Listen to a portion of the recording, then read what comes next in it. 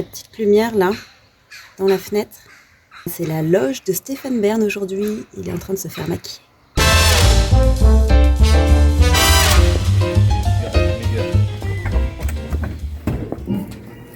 Tu fais quoi toi? Tu coupes tes fleurs là? Ah, au cas où, si c'est filmé, au moins il y a moins de fleurs fanées.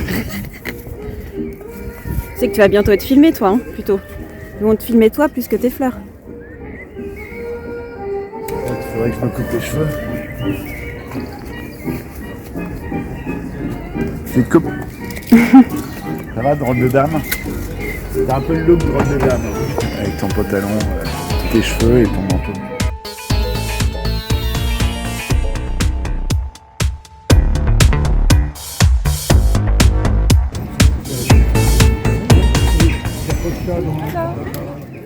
La bière, elle est à toi aussi? Allez, à toi. Ah ouais, sympa. Chacun sa façon de se préparer à répondre aux questions, quoi. Ouais. C'est Midou qui m'a amené la bière. C'est mon coach. Midou qui répète.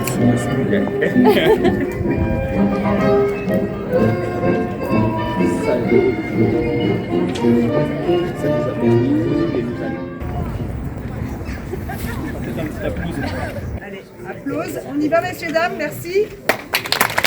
Encore deux magnifiques villages, comme on les aime. Merci à eux pour l'accueil qu'ils nous ont réservé. Je suis à présent en compagnie de Jean et d'Anne-Laure, les propriétaires du magnifique château d'Esquelbecq que j'avais eu la chance de visiter l'année dernière. Je salue également Ahmed, le régisseur du château. Alors, racontez-moi tous les trois, comment est-ce que vous avez vécu la victoire d'Esquelbecq l'année dernière? Vous avez ressenti un impact sur le nombre de visiteurs? Oui, le nombre de visiteurs a été multiplié par 3 après la diffusion de l'émission. Et on a un public aussi plus varié, des gens venus de plus loin, de l'étranger même parfois, et puis plus de familles, plus de jeunes. Ah, c'est bien. En fait, il existe un lien très fort entre le village et le château, non? Oui, le château a été fermé pendant 35 ans suite à l'effondrement de son donjon sur l'une de ses ailes. Et donc, c'est très symbolique et très bien pour tout le monde ici, qu'il revive, que son jardin soit entretenu et refleurisse, que les portes soient à nouveau ouvertes. Et c'est vrai que vous avez accompli un travail incroyable. J'imagine qu'il y a toute une équipe autour de vous qui fait revivre le château d'Esquelbecq, non? Une équipe interne, des entreprises qui nous aident également. Et on est vraiment sur des gros chantiers, comme en ce moment le chantier de restauration des douves ou des menuiseries. Et on essaye de faire coïncider ces travaux avec notre avancée pour ouvrir ce château plus largement au public. Et vous, Ahmed, racontez-moi comment vous avez vécu cette année. Bon, ça nous a demandé de nous améliorer et de nous perfectionner. Et perso, j'étais là à remercier Didier Roussel, notre maire. Ah, il a toujours cru. Il a toujours cru aux potentialités du village et au projet du château. Il a toujours suivi. Alors dites-moi, le village s'est amélioré depuis un an. Ah oui, Ah oui. formidable. Vous avez vu des changements Que aussi. du bonheur au village. Alors, Jean, vous avez lancé une chaîne YouTube qui suit pas à pas justement à la fois les travaux, l'évolution du château. Vous partagez avec le public toutes vos expériences. On essaye de faire partager notre aventure. Anne-Laure filme et elle nous suit. On essaye d'enregistrer finalement la mémoire de cette réhabilitation du château. Mais écoutez, merci à tous les trois et encore bravo pour tout le travail et à toute l'équipe et l'énergie que vous engagez dans la restauration du château d'Esquelbecq.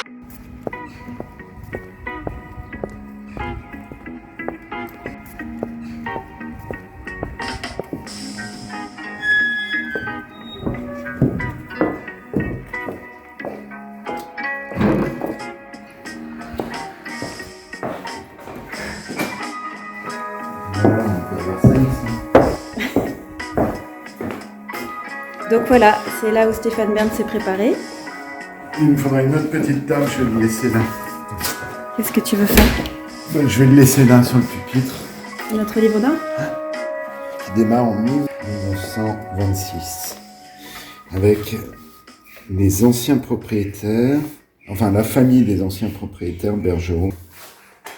On voit que c'est un livre d'or qui est actif de temps en temps et de temps en temps il le perd pendant 4 ans. Un peu comme nous.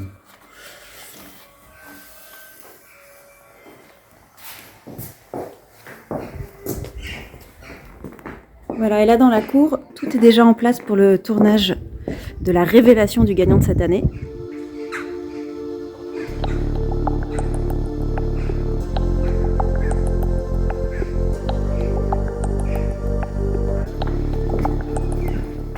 Alors c'est le grand moment. C'est le grand moment de la réville, comme on dit, du dénouement. Et c'est plutôt sympa de le faire dans le château d'Esquelbec, non? Bah oui, là vous êtes bien à l'abri des regards. On est surtout dans un très beau cadre. Alors, monsieur les maires.